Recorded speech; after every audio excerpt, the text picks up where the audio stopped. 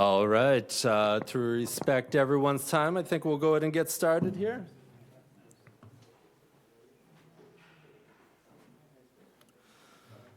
All right, good evening and welcome. I know it's a nice chilly evening, so thank you all for making the trip out. My name is Jim Kupfer. I'm the Director of Planning and Development for the town of Barnstable. And I'm here to talk about our Marstons Mills Elementary School property and imagining its future with all of you.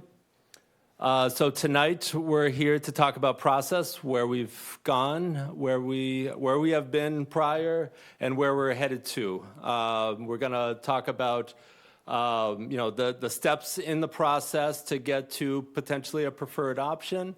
And how that whole process works to get to, a potential reuse of this site. Before I get into that, I just want to put everyone on the same page as to what property we're truly talking about. As you guys are here, so I'm sure many of you are very familiar with the property. The old school site, obviously this is an old aerial imagery because the building is now gone as of earlier this year. It's approximately 14.2 acres as the predominant site, and then we have two parcels of land that are directly connected to this site, two very small lots, 0.8 acres and 0.29 acres. That one is fronting on Hilltop Drive for a total of 15.29 acres. And what I think you guys will quickly realize as we're diving into the iterations of the concepts and the uniqueness of the site is that 14.2 acres quickly shrinks as we're looking at all of our different options. I will note that, again, we're talking about three different sites or three different parcels of land. The major site on the southwest corner, the triangle that's poking out towards the left of the screen, that has a very serious topography. And the engineering department has already identified that as a key location for a potential pump station on 28. So that is why you see in all of the concepts it being preserved, and I believe it's identified on those concepts as the preferred location for a sewer pump station. The pump stations are strategically located for engineering purposes, gravity moving the sewage along. So that has been identified as the primary location. So we've started by carving that one off. You'll see also the one on the right on the eastern side. It's a very tight pie shape, and so we've left that, and we'll get more into that as well. Before I get into kind of the background, I want to make sure that we're all on the same page as to kind of the process in play, how this progresses moving forward. And I'll get into more of the details, but tonight and what we've gone through to date is listening session, really hearing from our community. We've had a lot of different opinions as to what the future of this parcel may hold, but the current process as it is and it has been is to garner as much feedback as possible so that we can then provide that to our town council, our town leadership, to make the best, most informed decision moving forward. What that means is once we are done with the planning process, or once we have come to a reasonable conclusion as to the early concepts, we will then provide that to our town council for their consideration. We'll provide them all the public feedback we've received, and we'll provide them with these three options for discussion. These three options aren't the final options. I'll tell you that right now. I guarantee you there will be revisions. But these three options, along with all the public feedback, will be provided to the town council for next steps. The town council will then provide guidance back to the town administration, the planning department, the town manager, as to how best to proceed, whether it is refining one or more options, and then proceeding with the planning process. I would imagine after getting early feedback from council, we will be back we would be back before all of you, back before the village, to get more input as to the future of this site, and again, bringing that back to our council leadership. Ultimately, if one concept is selected over time by our council, the council's role is to define that preferred option and ultimately vote whether or not to dispose of the land. So the next step after we get to a preferred option is whether or not a vote will have to occur in public session, right here in this room, very likely, by our town council, whether or not to dispose of the land, and very likely for one specific preferred option. And we'll talk about what the preferred option could be, and what the maybe some conditions that are not graphically shown here that could be also included in any decision that is made by the council. So with that being said, the planning process started by looking backwards. What have we done to date for this location in terms of planning for the future of this site? We looked at old plans, starting with things like our Marstons Mills Village plan that talked about looking at recreational programs for this site. It talked about, with the discontinuation of the school, using a portion of that building and that site when the building was still there for affordable housing. We look back at our 2018 open space plan. It talks about upgrading playground space for the village. It talked about passive recreation for the village. More recently, we looked at the 2024-2025 strategic town council plan that talked about exploring the possibility of using town assets to create affordable private housing opportunities. And just this year, the town council's philosophies that were adopted, identifying the town will proactive in developing town-owned properties and acquiring blighted abandoned properties for redevelopment for small-scale affordable housing projects, open space, and/or passive recreational needs.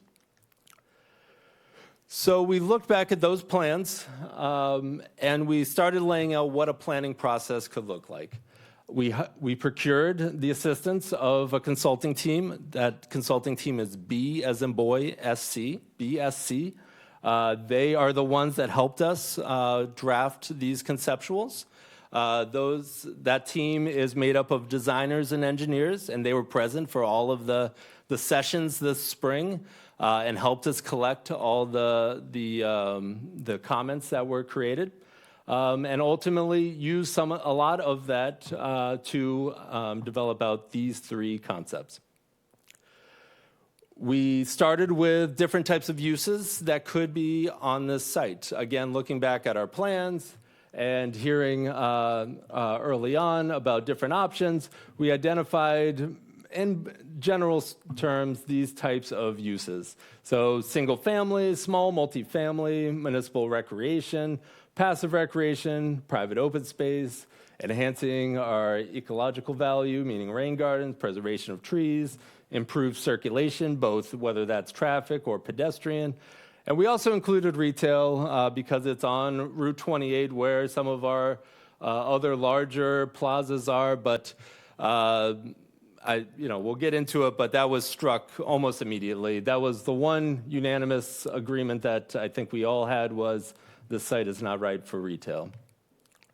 So we started engaging. We engaged in the public on 4 different occasions this spring, or excuse me, 3 different sessions this spring. The first being a kickoff on April 30th. That was well attended, standing room only by our community. And we started to gain early feedback as to what are some of the uses generally that we would like to see there. Again, using mostly that list that you saw on the previous slide to kind of understand, where the priorities may lie. We followed that up with a virtual meeting, similar format, just on Zoom for anyone who couldn't attend in person. And then we subsequently did a site walk, again, well attended, and extremely useful for myself. I know, walking the perimeter of the site and throughout to better understand, how it's used today, and some of the nuances of the site as it exists.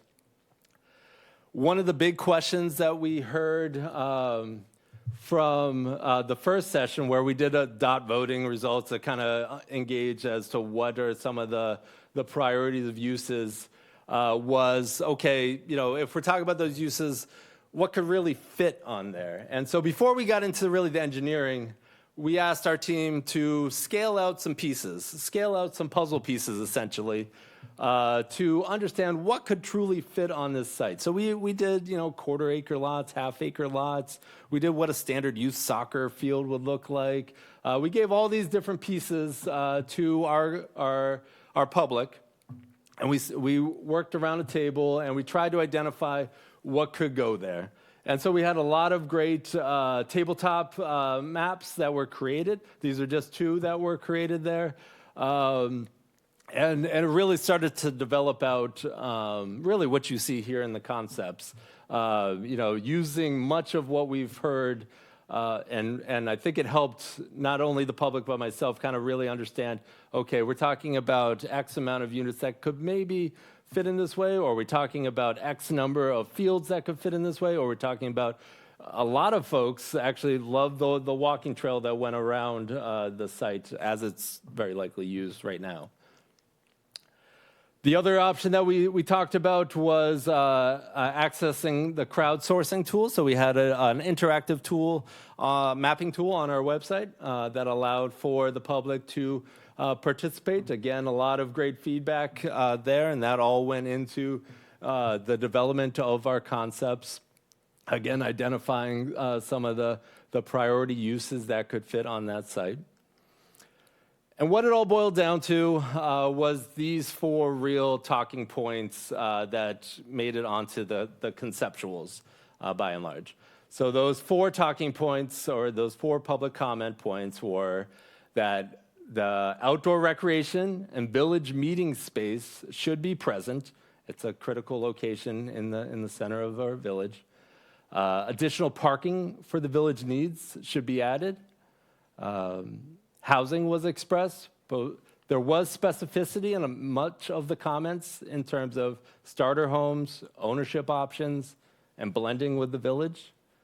And lastly, preservation of tree canopy and the perimeter buffer was one of a big talking point there. And I think you'll see that in much of the concepts that are in the back and here and will be on the screen shortly. So those three preferred, or those three concepts were developed out, again, using all the public feedback that we heard to date. And we created a recreation option. We created a recreation with a single-family housing option, and then we created a recreation with a townhouse and single-family option to show the different types of housing that could potentially be on this site.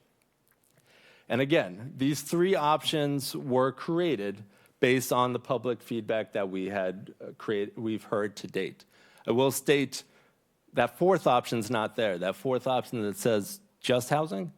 And the reason for that was we didn't really hear that. We heard, yeah, there should be housing, but there really should be a community space too. That seemed to be a repetitive comment that we heard. So that's why you see those three options there today. So the process. So we talked about the process in terms of how to get to a preferred concept and who holds the ability to get there. So that, again, would be the town developing out the preferred plan, working with our town council to get to potentially a preferred option, and ultimately coming to a determination whether or not to dispose of land. Now there's some nuances there. So if it's recreation, if it's public recreation, if the town decides we're going to move forward with strictly public recreation, meaning the town's property, the town's use of land, the planning process, a separate planning process would need to unfold in terms of, okay, now we have scale, we understand what kind of fields could fit there, but we need to really understand the real priorities here. I mean, talking with our rec department, there was some concerns about additional active recreational spaces and potentially prioritizing some passive recreational area as well as a playground. But that whole process would need to begin, really starting the process over in terms of planning for that site. If there is any type of private aspect to this, meaning the town doesn't build housing. So if, let's say, there's a recreation and a portion that is also housing, the town would need to go through several next steps. So the town would need to subdivide a portion of the property, meaning carve off a part of the property that is to be retained and the part that is to be put out for the private market. It would need to begin to specify what the private market entity would include, meaning if we were to move forward with partial recreation and partial housing, the housing would need specificity. So I think good practice would be to go out with very strict conditions as to what can and cannot occur on that site. And we would develop a request for proposals, an RFP, to understand what could or could not go on that site, meaning number of units or the amount of open space that needs to be mandated, number of parking space that would be required, et cetera, et cetera. We would have to develop out that whole development plan and put it out for a request for proposals for those to be bid on and ultimately eventually constructed. Now, again, separately, the recreation that's held back, that would be a town planning function to understand what would go on that portion of the site. So, the three concepts, I think most everyone has had an opportunity to see the three concepts at this point, but I will quickly go through them all. Ultimately, what I'm hoping to do is once we get through it, talk about next steps, open it up for questions, and then we'll have a mic in the center for open dialogue and comment. Ultimately, just trying to achieve a lot more, any more public feedback that we can provide back to our town council. So, the three concepts that we have before you, one is recreation, all recreation. Well, I shouldn't say all recreation because there are some other aspects to this.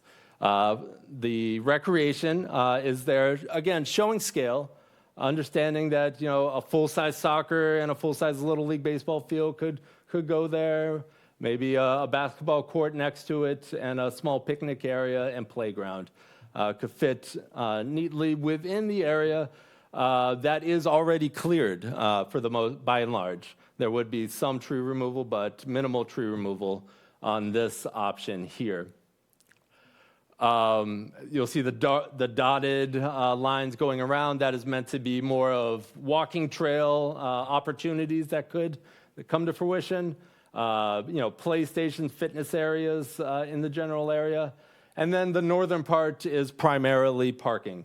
Again, because that was a repetitive comment that we heard to date in terms of the businesses on Main Street, the library, Liberty Hall, the church, et cetera, all expressing a desire for parking.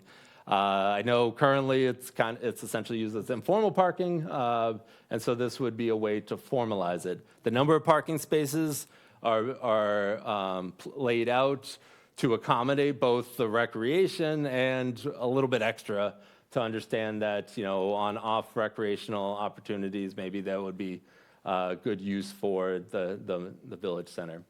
There is also a small parking lot towards 28, thinking that might be an opportunity, though we tried to limit that access. Again, right now we show it as a right-in, right-out only, because we know the traffic issues on 28 and the concerns and the current condition of trying to take a left out of there, or the historic ability to take a left out of there is certainly a safety issue. So moving into what the potential option for recreation plus single-family concept. So what we've done here again is show scale as to what could potentially go in the recreational area. We include, again, parking, substantial amount of parking. And again, these are all the things that will need to be refined over time. Maybe too much parking in this one. And it also shows on the bottom half what potential housing options could look like. Again, this is similar to the recreation, laying out for scale. So we show different concepts of types of housing that could go there. So we have single family with ADUs, which ultimately, if council wanted to prefer just single families, we could easily convert part of those ADUs into single family. It's just showing for size and typology what could lay out there. Again, we show a single family house on Hilltop, and then walking trails in certain areas on that option. This one shows, again, a right in, right out on 28. And the thought process was to make a connection north-south, but make it a challenging connection so that it doesn't act as a cut-through. And heard from the last meeting that wasn't achieved here, and I agree. I think we need to do a better job at that. And so that's one thing we'll certainly have to work on if this was to move forward as an option we need to look at further is how we better limit the cut-through opportunities at that location. The third option that we have laid out here is, again, recreation to the north, and now showing more of a townhouse-style option. Again, just laying out the typology to show what could potentially go there.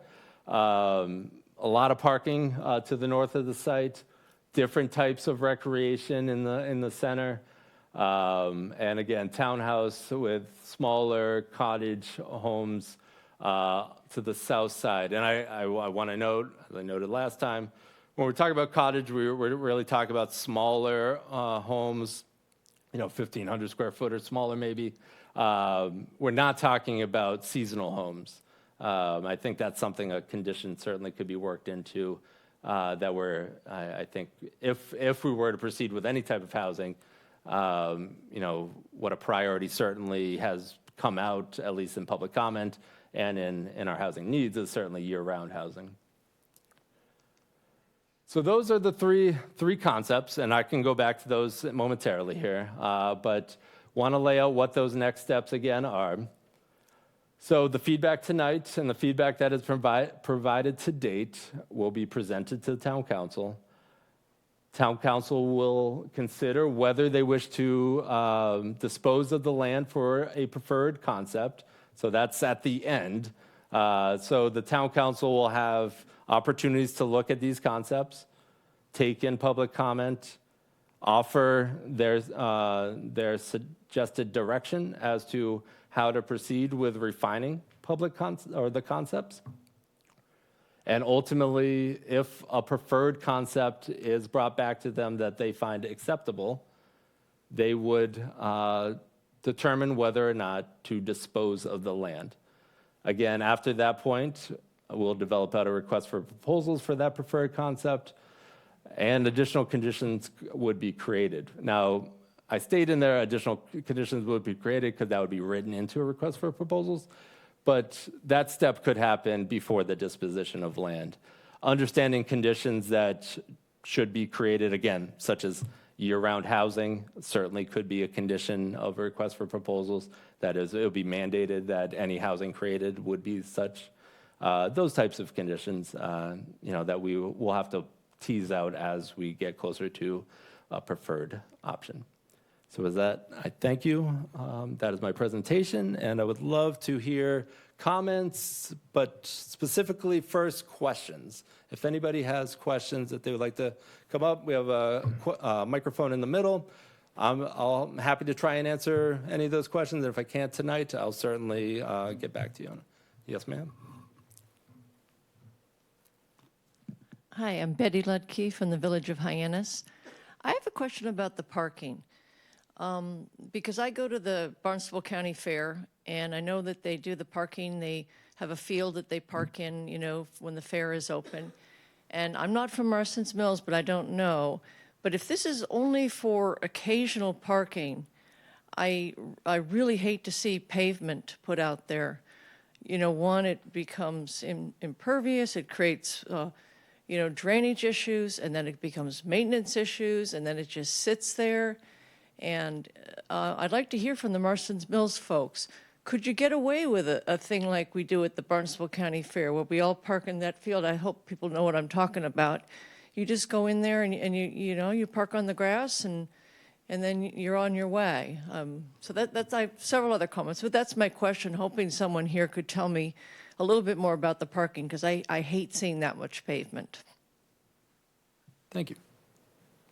Yes, and certainly from a strategic standpoint, I mean, we could consider reduction in pavement, though I will say, you know, parking is certainly a need in the area. I don't know if anybody wants to discuss that further, but, you know, we could certainly look at that closer. Yes, ma'am. You said a question about the triangle on the right. You said you're kind of reserving that one. Could you discuss that a little bit? Yep, so the pie shape to the right there, yeah, so... you know, looking at that closer, there is some hill topography there that we noticed. It also is very loud on 28. So when we started laying out the different types of homes in that general area, we felt that at least, as you see on the designs here, where the single-family structure is kind of back up towards 28 near the pie shape, we felt it was important to try and leave some vegetation there to try and screen that buffer. Or screen that noise some. And then once we got to that point, we thought, you know, that's a very tight lot with some residential kind of close. We should try and preserve as much buffer as we can. That doesn't mean, there is certainly some opportunities there if we wanted to explore further, but that was the mindset. You looked at a walking trail further? Yep. Yeah, absolutely. And I think one of the concepts shows exactly that. Yeah, oh yeah, just touching a little bit. But yeah, we could certainly extend it further. You're right. I'm Amanda Converse, Marstons Mills resident, and I can speak to the need for parking at Marstons Mills. It is incredibly challenging to visit any of the businesses in the business district, particularly the restaurants, and then also community meetings at Liberty Hall, the library. There's just literally no parking, and I don't know that a field would help people who are from not the area be able to like understand where they can go park, and so I think parking is necessary in that area. I had a question about, I know I'm very aware of a lot of housing studies and needs assessments that have been done in this town and in the region. Are there recreation assessments that have been done in the town? Because I understand that was a need that came from, you know, or that was a desire that came from the outreach, but what I'd like to know is, what are those needs? I'm also concerned about investing in a playground when Osterville is building $1 million playground, and you know, where does that leave Marstons Mills at the end of the day? So those are my questions. Thank you. Yeah. So we did meet with the recreation department, and they do have their identified needs. And so, you know, we talked to them about this proposal here. And, you know, they did raise some concerns about the active recreation space, and we're leaning towards more of suggesting more passive recreation and more, but they did agree, you know, village-centric type of uses such as a picnic area and stuff like that. Also, I'm very mindful of the fact that, you know, we have discussed historically with the village about a playground space in that area. So certainly been keeping that in mind, but yes, there is, and maybe the active scheduled fields is not a high priority from the department side, at least.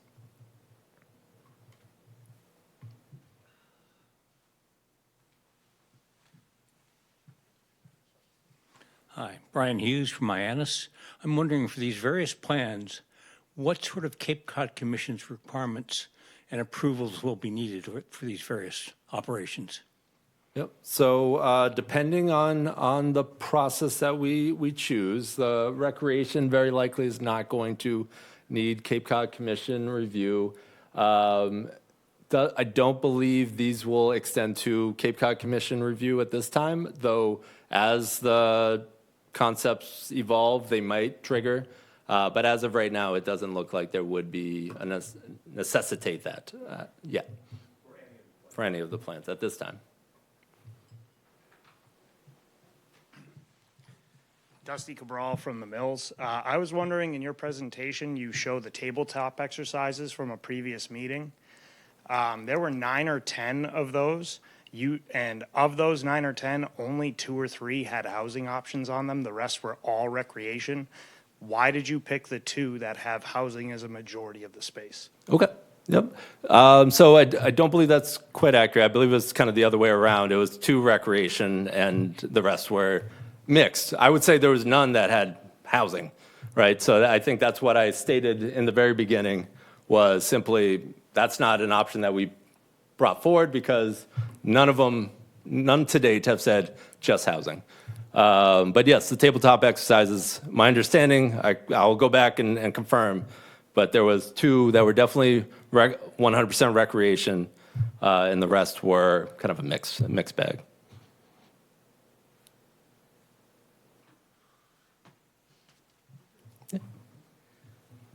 Hi, I'm Carolyn Pickman.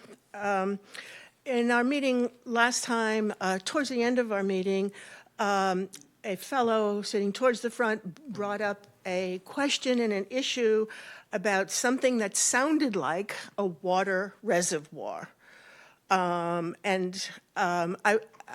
was curious of what that idea might be, if that would be an idea that could be put forward as an option. And if anybody could talk about that anymore. It was just difficult sometimes to hear people when they were in the front and the rest of us were in the back, but something like building a water reservoir in that space. I think maybe you're referring to like a well. Like a well. Yeah. Yeah. So we did have some follow-up conversations and chatted with some people that are in the industry. Seemed like a very tight site for that location.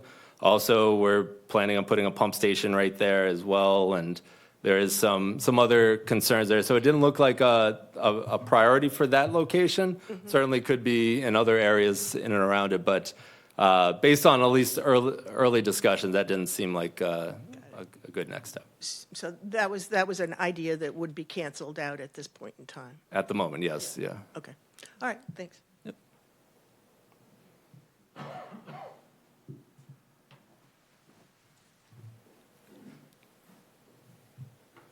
Yeah, I just wanted to ask one more thing about the placement on the site. I understand the parking's up there to have access to the business district, the activities, that kind of thing. But it seems like the housing has been put in the most disadvantageous spot, the most unattractive spot, kind of a segregated spot. And I even think we have zoning that you're not supposed to build within 100 feet of 28. And it looks like these buildings are all hugging right up on 28. I just wonder what the intent was. It because the parking is primary, so that has to be up at the part of the site where we'd think that housing would be a nice place to be because it would tuck in with a similar use.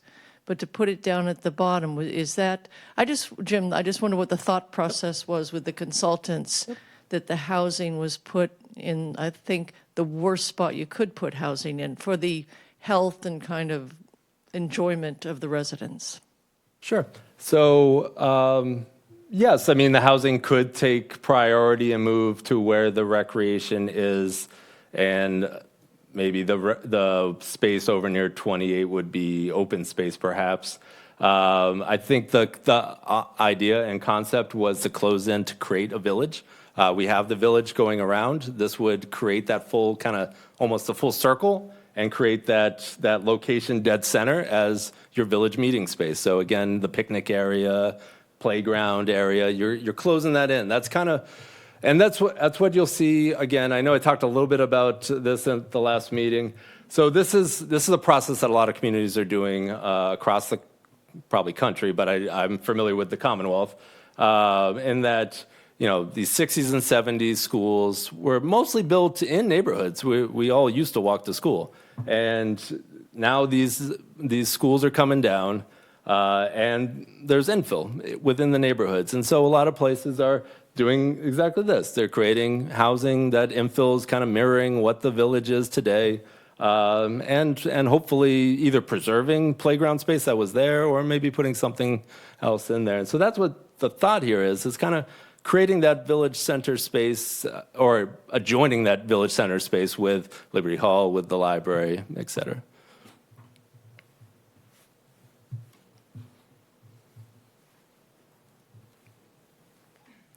Sorry, I didn't identify myself the first time. Beth Young, Marston Mills.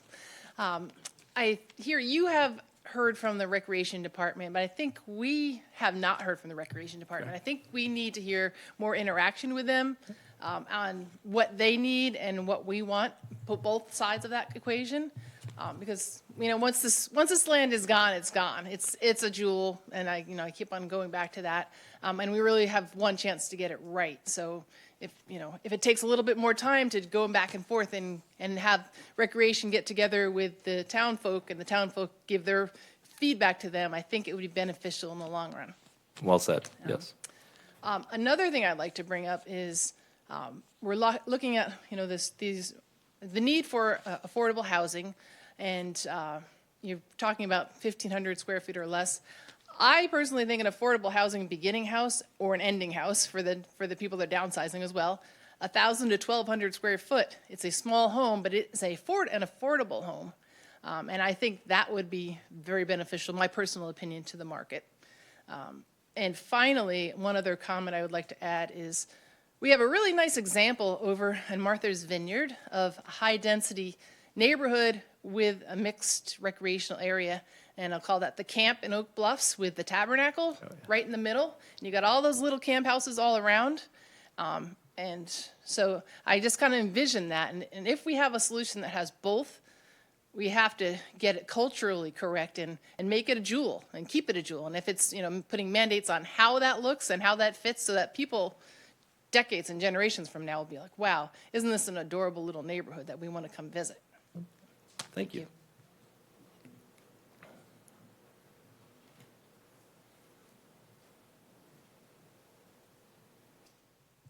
Hello, good evening, everyone. My name is Corey Mays. I'm a Marstons Mills resident and also a small business owner.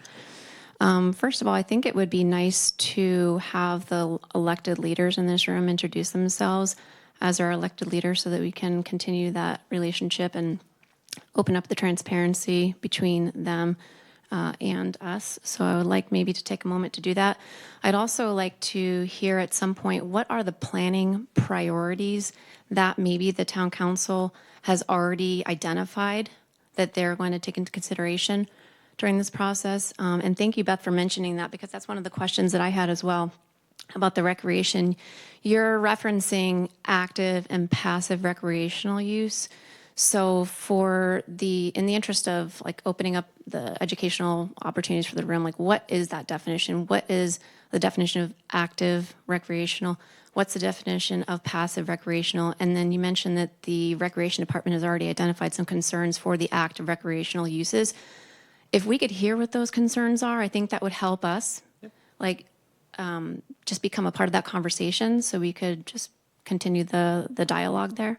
Yeah, Thank excellent. You. Yeah, and I apologize. Yes, active and passive recreation. Active being what you would see typically here, athletic fields most likely that are scheduled out and are your standard sports fields. The passive is more of open field, picnic area, something that you would just bring your kid to in the morning at a play area and that type of stuff.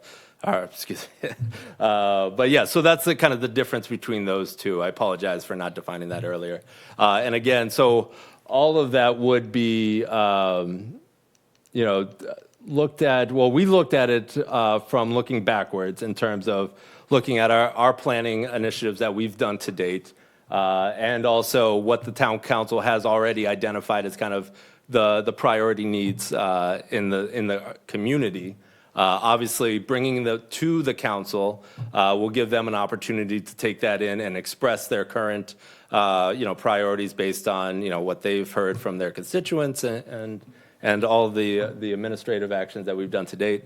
And absolutely, bringing in the recreation department for another discussion with possibly the council in a public setting could certainly be a next step. And certainly leave it open to the council if you wanted to introduce yourselves or not. It's fine. Yeah.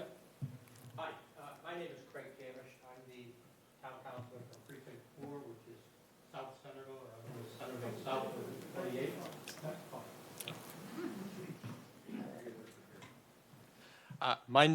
My name is Craig Camish, and I am the counselor from Centerville, Precinct 4, which is basically south of Route 28 in Centerville. I'm also the vice president. There are several other counselors here that I'm sure would like to introduce themselves. By the way, Jim did ask if we wanted to be introduced, and we said no, because we're not here for us. We're here to hear what you all have to say. Okay? So, Paula? Paula Schnepp. I represent Precinct 12 in Marstons Mills. And to follow with what Craig said, we all have contact information that's on the town website, and we urge any of you to contact us either via email or phone with your ideas and concerns at any time. As a representative government in the town of Barnstable, the council will ultimately be making the decisions on how this land will be used, but it will be with a lot of input from our community. And so that's going to be an iterative process. We are kind of, I wouldn't even say halfway through, but the next meeting, I believe, will be presenting this to the council, and at that time, we will have an opportunity to be much more interactive. But as Craig said today, we're here to listen, and thank you for participating.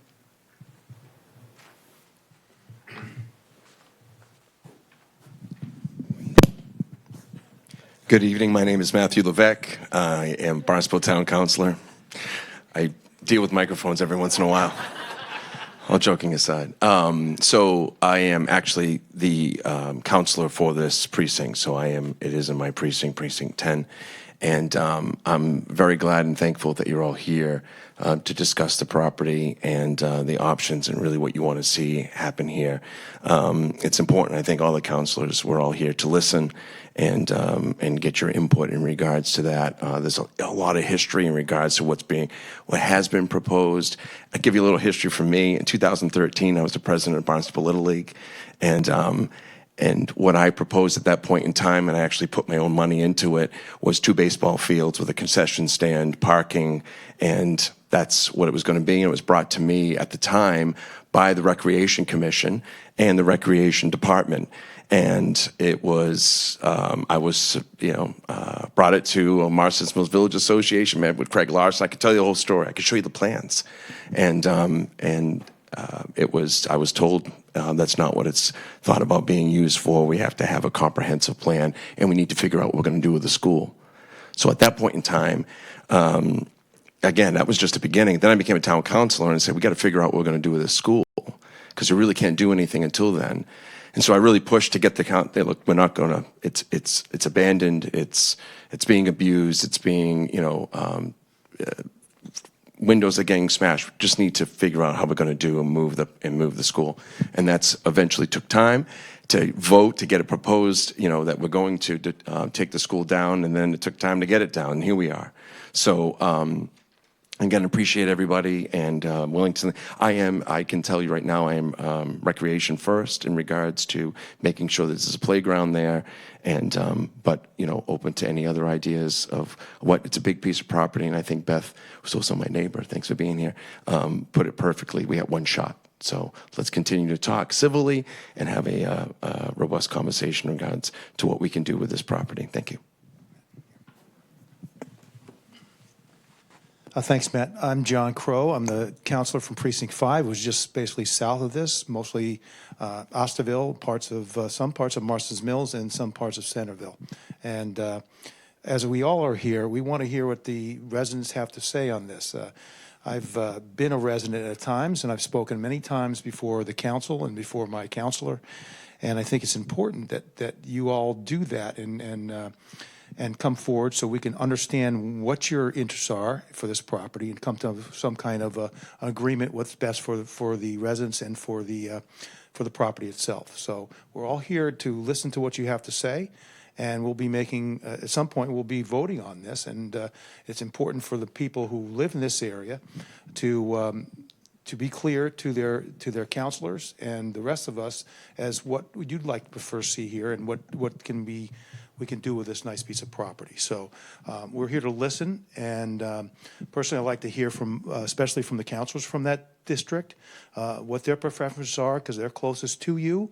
And like I said, I've been in my own district, and we've had a number of different projects, and sometimes there's very controversial about what people want or don't want. And but we're here to listen, and we want to give you a fair shake about anything that is best for your district and your part of town, and go from there. So I'll introduce Betty. Good evening. I'm Betty Ludke. I'm the town councilor for Precinct 3, which is in the village of Hyannis. I'm here to listen and learn. As you see, I've already asked a couple of questions because I want to understand, because I'm not from Marstons Mills. This is our third school. We've gotten rid of the school in Osterville and the one in Katuitt, and this is our third one. And I just want to, I think, again, you said it's going to be very special, and I want to take our time, and I'm here to listen and learn that what we want to do with this, and to take advantage of all the opportunities we might have here. Thanks, Betty. I'm Kristen Turkelson. I am town councilor for Precinct 2, which is the area around Waquacket Lake. And as everybody said, I'm just here to listen and to see the plans live and in the flesh, and really just get a sense of what's going on. And like others have said, I do have some questions about recreation, because I think that's important to really get an understanding of what their information is that's informing us of these plans. And then just lastly, if we don't like any of these plans, what would be the process if the town council says no to all of these plans? Because I think that's an important option to know that this isn't a done deal, that we have a process going forward that will allow us if we can't come together on these plans. So thank you. Absolutely, thank you. I think that's the whole group tonight. So I can talk to that question real quick. So the concepts themselves are, again, created based on the public process, but ultimately when it gets to the council and the council says, you know what, back to the drawing board, that is the mandate to the town manager. The manager then mandates it through the planning and development office, and we will go back to the drawing board. We can start from scratch, and hopefully there is some direction given at that point. Or it's simply, this isn't a priority right now. Let's not look at the future of this site at the moment. So there is a whole host of options, and right now, as you mentioned, certainly nothing is set in stone. This is the beginning of the process. I know that's probably not what a lot of people want to hear. They just want to, get something done. But this is an important property, and I agree, it does need to take time and get it right.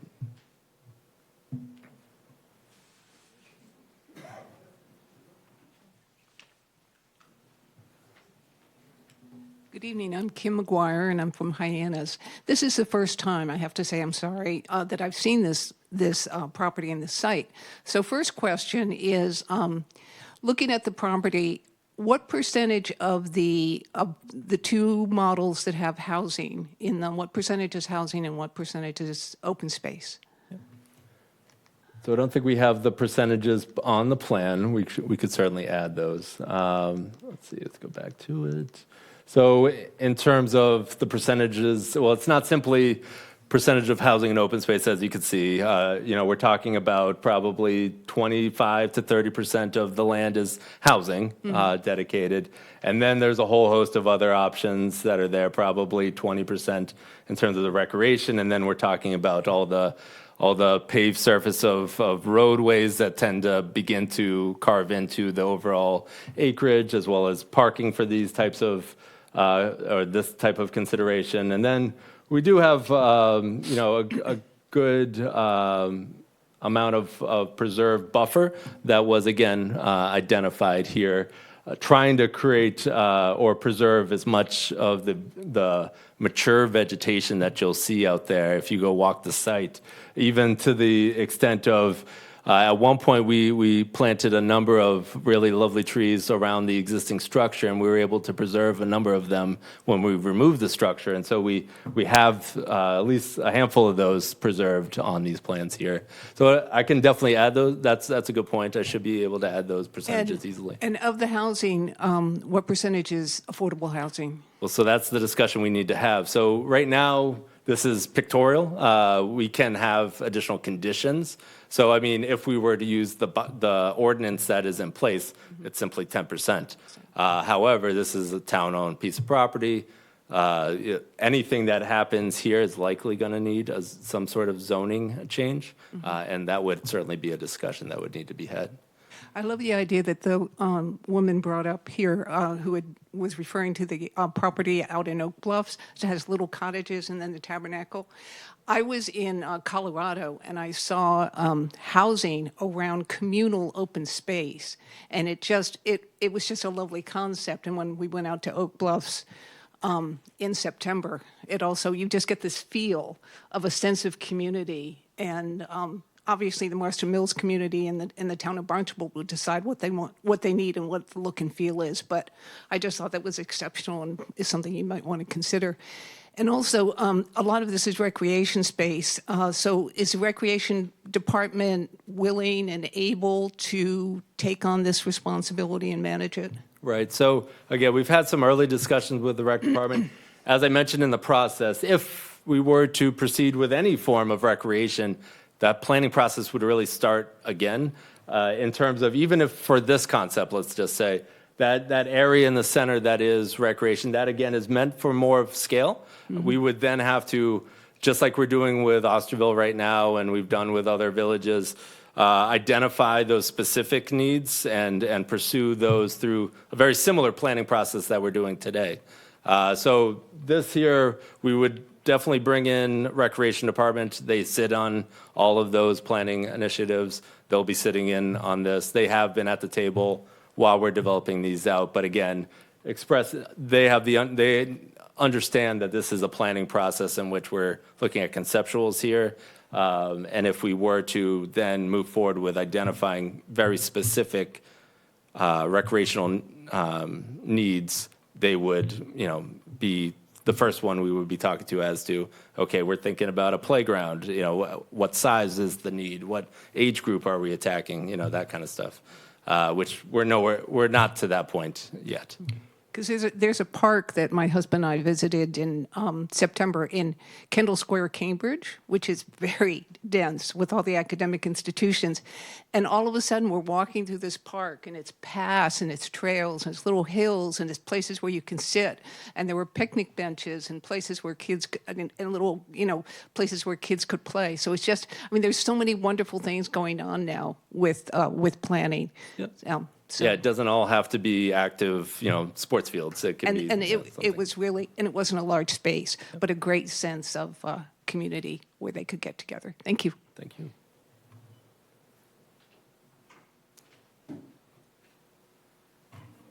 Oh, Betty Bob's coming up. Jim, could you please run us through the difference between this process? Because I mentioned earlier, this is the third school to go.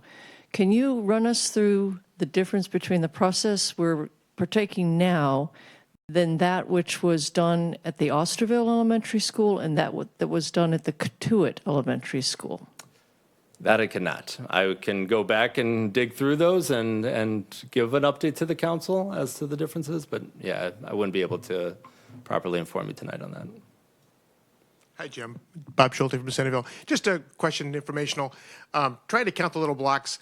On the two options that have housing, can you give us an idea how much housing does that provide? I know some of them are townhomes, single families, so you can't tell exact number of persons that were living there, but just a sense for how much housing that really provides in those two options. Thanks. Yeah, so in both options, we're really talking about approximately 20 units of housing in this general area. Again, using this, it could go less, it could go more, depending on the typology, the type of housing that you wish to pursue. Again, we have things like single family, which are slightly larger.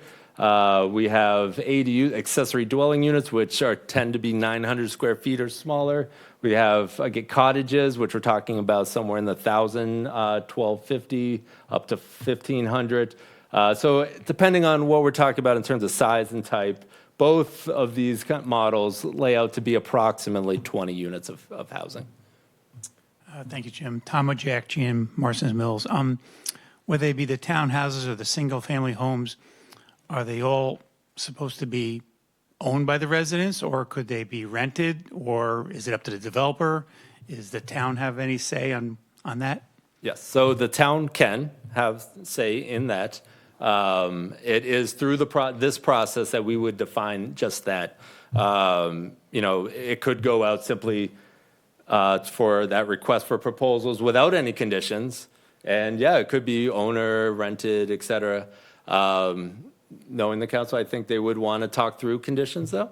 I don't know what those conditions ultimately would come to. Again, we would be looking at at least we would be offering those priorities or those needs that we know are identified in our community. So things like year-round housing, certainly has been identified, and identifying in the public process. Ownership was certainly something that rose to the top.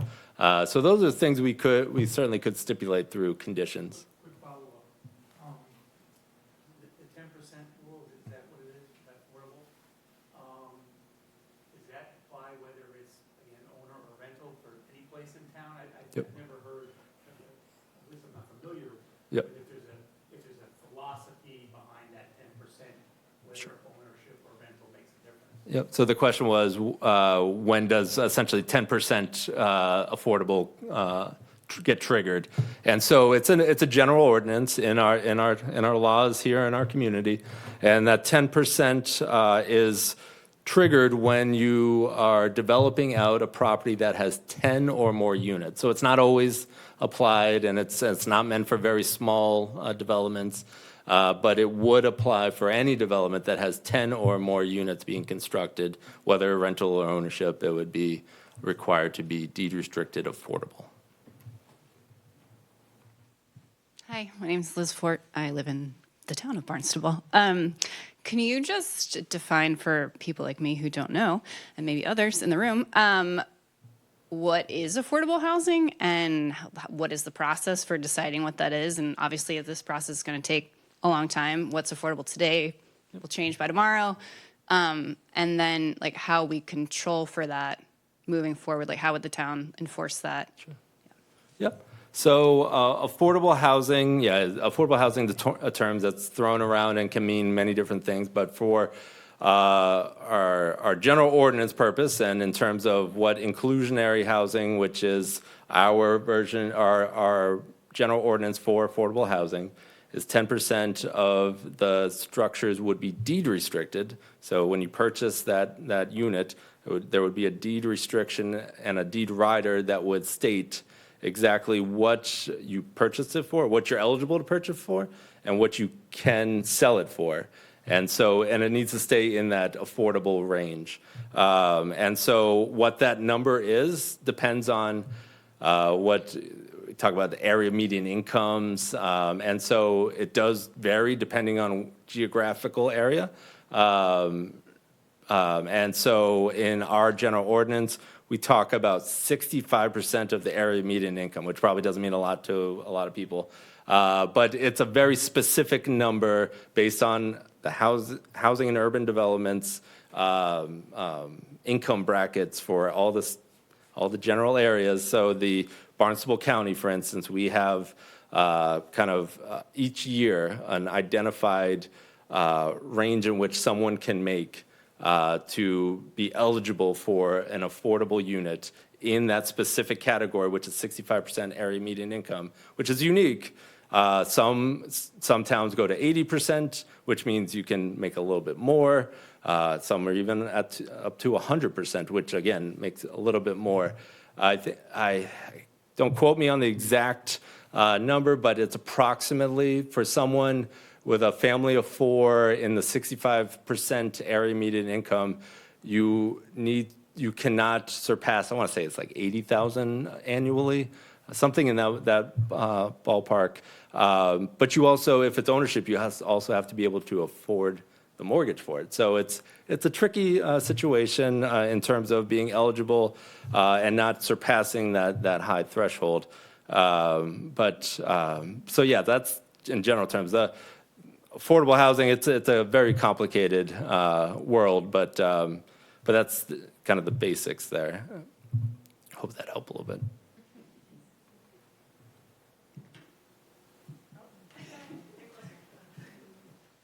You're next. Carolyn Pickman again.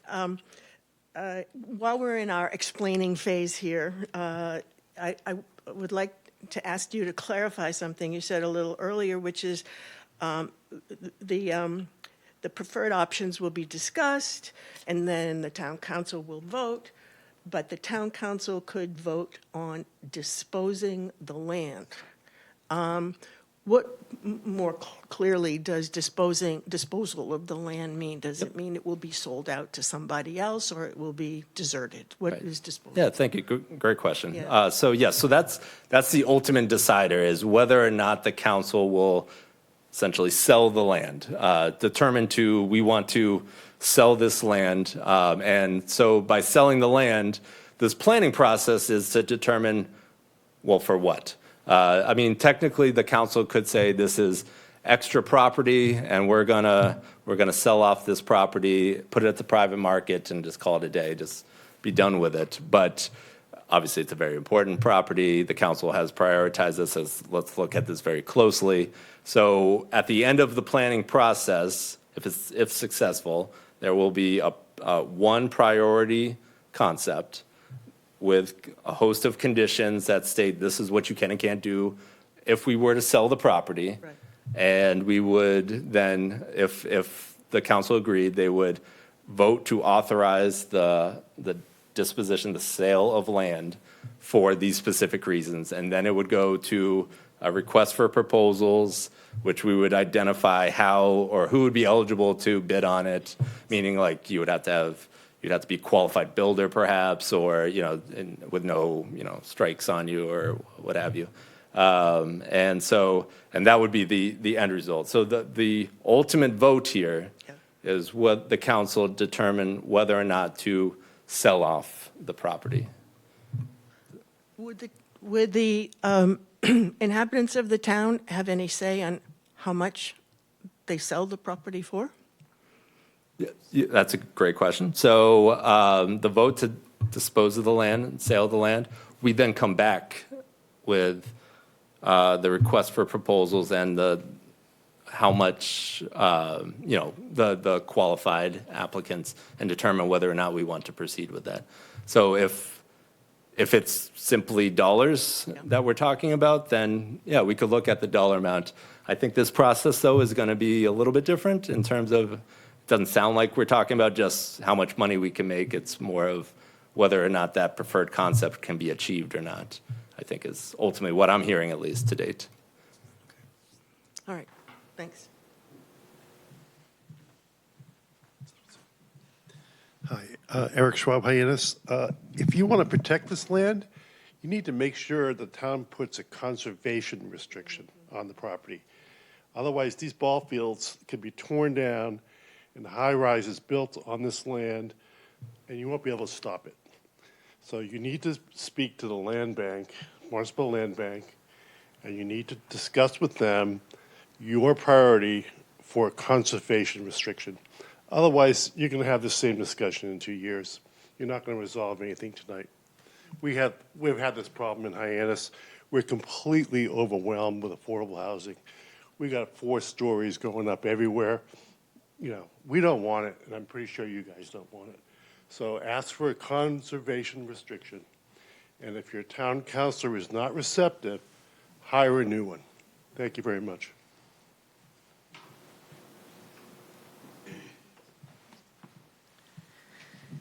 My name is Paula Hersey. I live in the village of Marstons Mills and have for 30 years. I am the face of affordable housing. We live in the first Barnstable affordable housing development off of Camet Road. Putting housing there is going to help our village grow. I'm not totally sold on more recreation fields in Marstons Mills because we have a whole lot of them that don't get used. But we do have a lot of folks who want to go to the library and maybe spend a little time and have a picnic, right? We have Burgess Park. You want to put a playground in, a big one? You want to put another ball field in? We have property to do that. We have it at Long Pond as well. So when you talk about affordable housing, I've been a leader in this community for well over 30 years. You're saving people like me from moving off Cape. So think about when somebody says affordable with the little a, I do have an onerous deed restriction. I can't sell my house for $500,000 right now. I can sell it back to the state for $274,000. So think about all those people that need that leg up. I was one of them.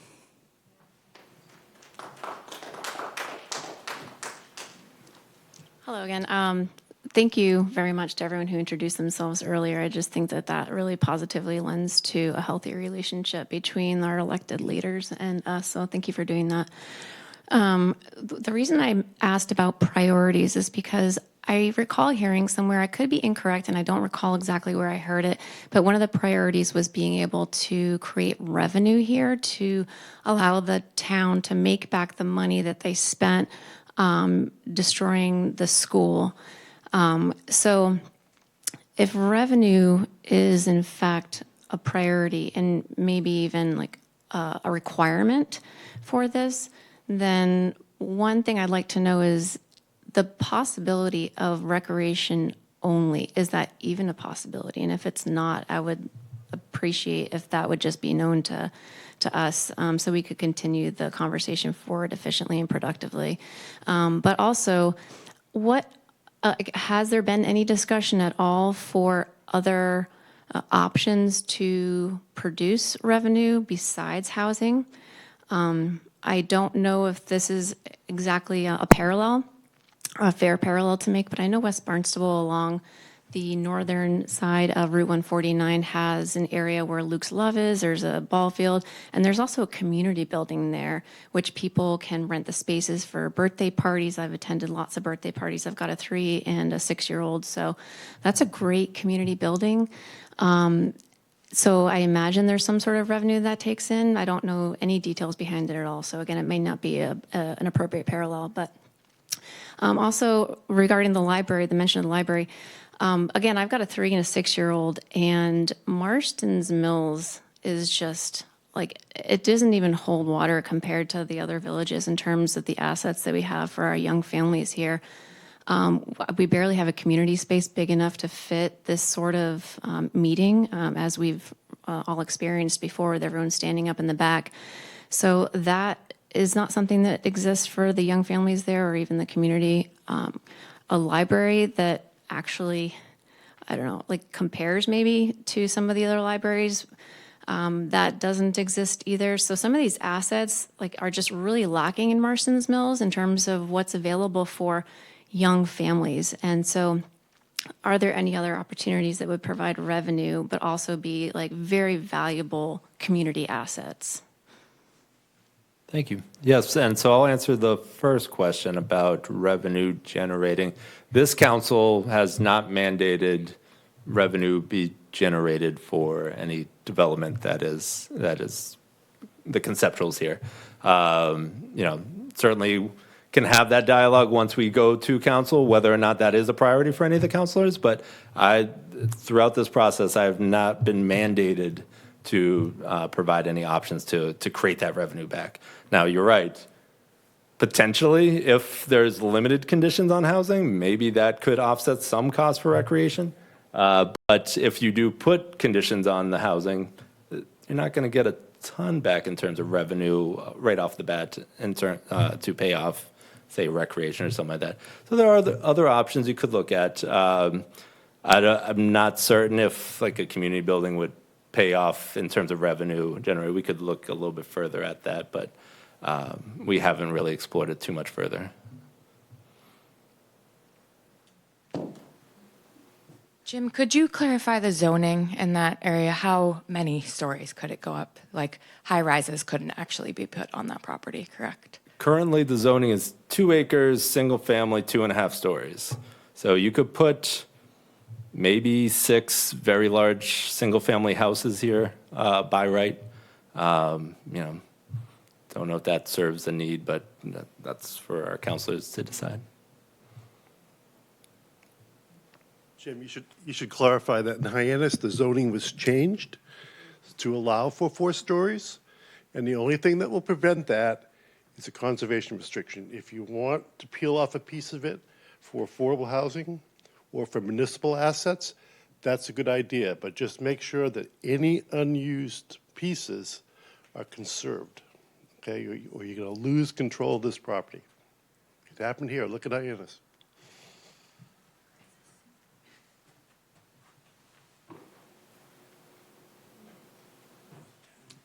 Beth Young, Marston Mills. One of the counselors mentioned that the next step would be to be presenting this to the town council. Is that the case?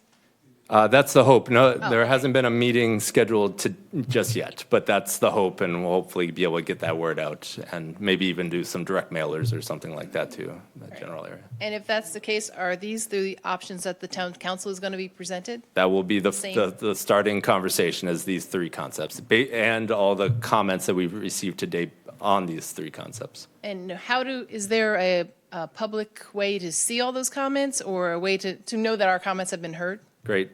Thank you for bringing that to light. So I was going to mention at the end, on the planning department's website, so Barnstable's town website, planning department. On the right side, we have the Marstons Mills project page. And we've done a report on comments to date, and we're collecting all the ones that we received since the last meeting. And we'll post those up, and we'll post any comments we receive after this meeting as well. This is being recorded, so hopefully we can get the link on the website as well for this one. All of that will be given to town council. Thank you. And open to the public.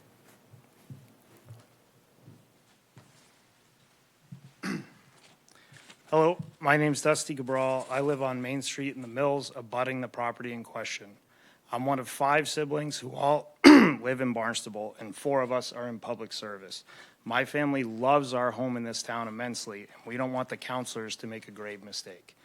I agree that housing is a problem for many who live and work on Cape Cod, but this property is not where you fix that. We have the opportunity to create a beautiful park that all residents and visitors will be able to enjoy for generations. Building a handful of homes on lots 1/8 the size of what you let a normal resident build on is not the solution to this housing issue. The population on Cape Cod is aging. We are one of the oldest populations in the state. The elderly population that own the homes will not be around forever, and in only a decade or 2, there will be a surge in available housing. What there won't ever be again is a 14-acre parcel already cleared and in perfect location for a sprawling park. In the last decade, the town has added hundreds of affordable housing units between developments in Independence Park, the new complex going up next to BJ's, and the one being built in the location of the Cascade Motor Lodge alone. Also, the revamping of the captain's houses on Pleasant Street, the Cape Cod Times building, and the Station House apartments have provided several beautiful high-end apartments for rent in Hyannis alone. There are many projects like this in the town, and they will continue to provide more housing moving forward. The town has also been a leader in ADUs going up to allow its residents to earn extra income while simultaneously increasing the number of rentable units. What the town is not adding is passive recreation space. We have a lot of conservation land in this town, and I walk my dogs on it every day. We are very lucky to have this available to us, but we do not have a large space where we can congregate and enjoy the outdoors that hasn't been taken over by an athletic field. Behind Hyannis East, when I was a kid, was a great place to go and do whatever we wanted as a large field with no structure. It's now been taken over by 3 Little League fields, and locals can't use the space unless they're part of that private organization. The only public space in this town remotely this large is the Hyannis Village Green, and it's not somewhere I'd want my nieces and nephews to play, considering the vast problem with drugs, paraphernalia, and homelessness. There's a reason the police department employs the community service officers in the summer in downtown Hyannis to ensure these issues don't show their face in front of our visitors. In summary, I believe the town must invest in a park in this location. So does just about everyone else I speak with. I've been to every meeting for this project, and the majority of the people want the same thing. Please do not go against the people and put housing here simply because you believe it is your mandate. In 20 years, this area as a housing development could help maybe 50 people, but as a large open park and playground, it could bring happiness to tens of thousands.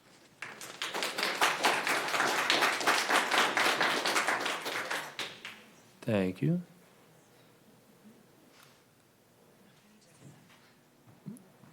It's Liz from Barnstable again. That was very eloquent. Thank you for sharing that. I just want to say, I don't see how we can't do both of those things. It seems like we could come up with a compromise that includes a beautiful park that 10,000 people can use and also provides housing. Agreed that the aging population is going to cause a turnover in housing in the foreseeable decades. However, there are no restrictions on those, and they will continue to be sold at higher and higher exorbitant costs, making them not affordable for new people. And as our population ages, it's important that we have enough people that work here and live here in order to take care of those people and all of their massive properties, like our landscapers and our plumbers and our nurses. And it seems like we could achieve both of those things with a well thought out plan, thanks to the great leadership of our people that work for our town and also from our town council.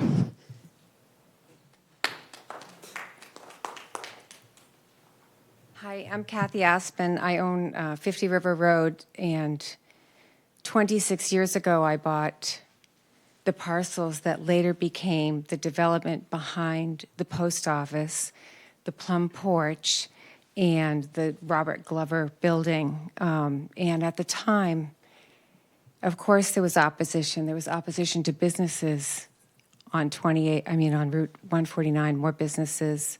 There was opposition to everything. That's the town, the village right now that everyone's trying to protect is the one that I walked through the opposition fire for.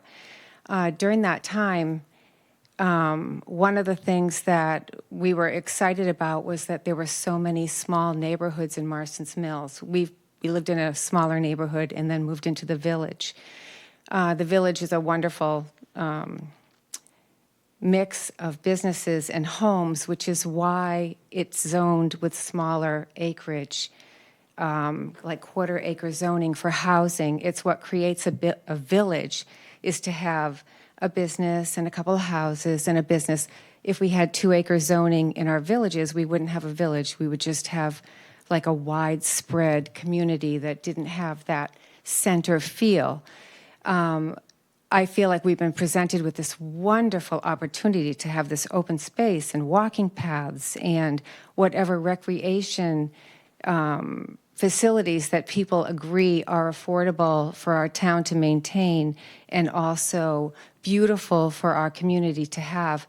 I know that we do have a lot of open space areas that people already don't take advantage of, and I only know that because I have 9 grandchildren, and when we go to parks and whatever, sometimes we're by ourselves. And so I would love to request or beg that people start thinking of this housing as just another neighborhood and stop worrying about the fearfulness of it, and start being grateful that we have like this opportunity to serve so many people in our community with just a 14-acre parcel. I mean, and it is a gem. And I actually had put together some videos of what it could look like if we were creating housing and recreation at the same time. And it could be a beautiful, beautiful property that served so many needs. Thank you.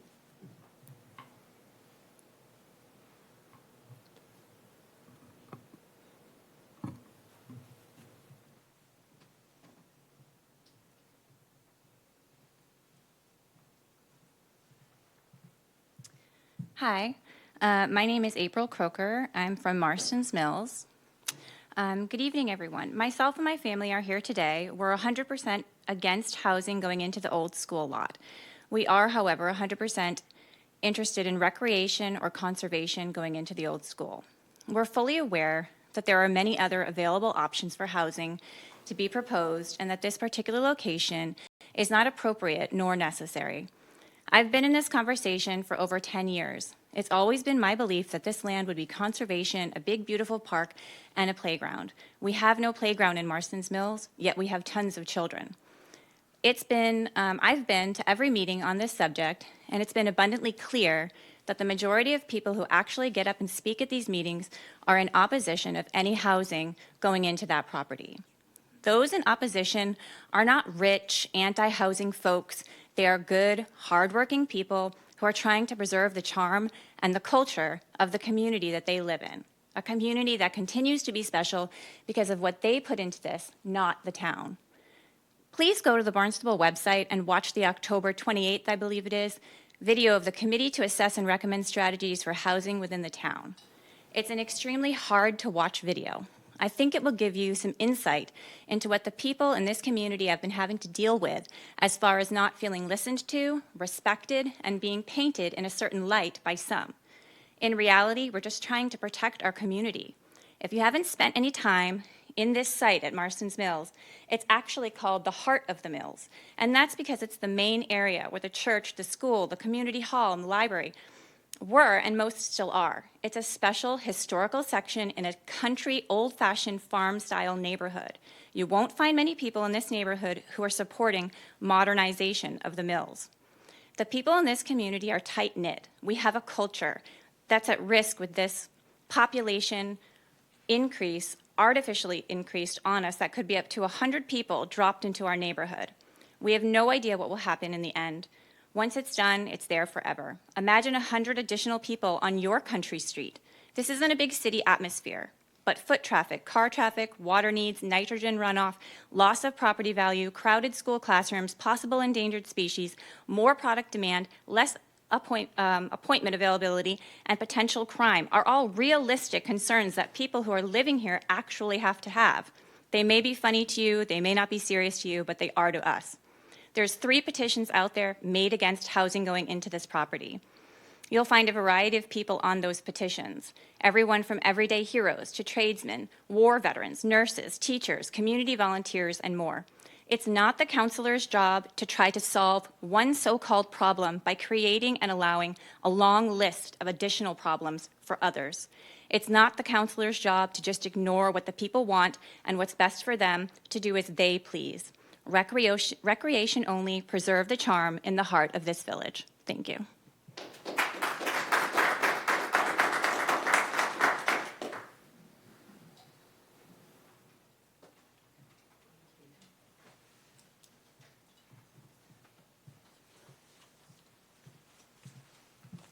Hi, I'm Brian Croker from Marstons Mills. I just got a question about the property. I know when land gets donated to the town, sometimes it has restrictions on what you can do with it, like the Fuller Farm.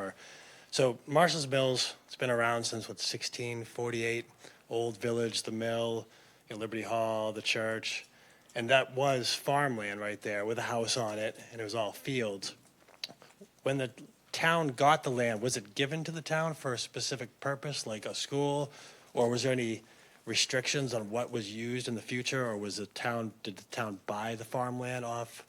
Well, so first it was transitioned to the school. The school district that had that transition and ownership rights, so it was allowed to be the school within the school district, but the school district is a part of the town. And so when the school determines it no longer has a useful life, it then will hand it off to the town. Okay. And so that's the transition, is the school at one point determined it's no longer of use to us.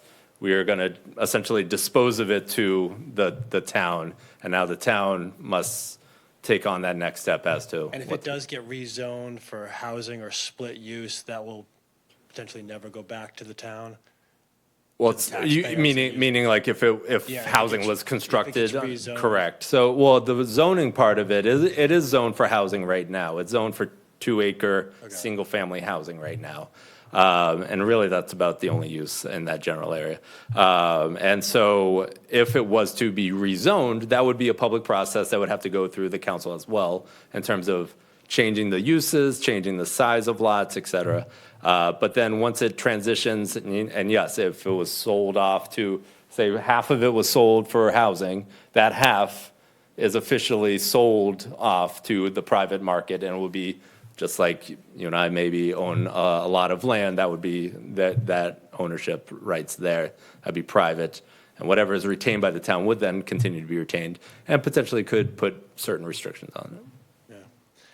Yeah, I think a good thing for the area would be total recreation and have the abutters who live there already, help decide what to do with their land and, what they bought houses here knowing what was there, and it'd be nice to keep it similar to what they have.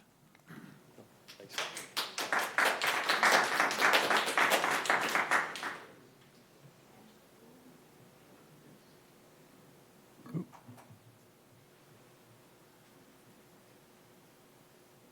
Sorry, I don't want to be a time hog, but I did want to mention on one of these slides, it's the public comment slide. There's some bulletins.